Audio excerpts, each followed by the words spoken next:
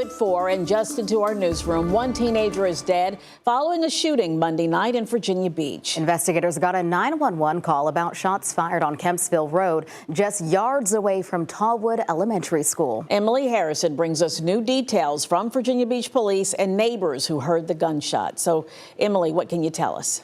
Well, neighbors tell me they heard around 5 to 6 gunshots and then looked out their windows to find one victim lying on Kempsville Road. That's when one neighbor says he jumped into action, running towards the victim to lay him on his side and asked him, "Who did this to you?" That neighbor says the victim could not respond and paramedics immediately took him to the hospital with critical injuries.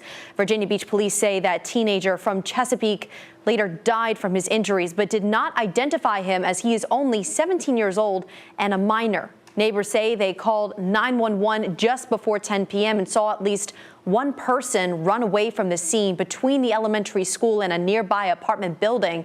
So far, Virginia Beach police have not released any suspect information, but say this remains an active investigation. It's also not clear what led up to this deadly shooting, but detectives shut down the Kempsville Road for hours both ways to collect evidence.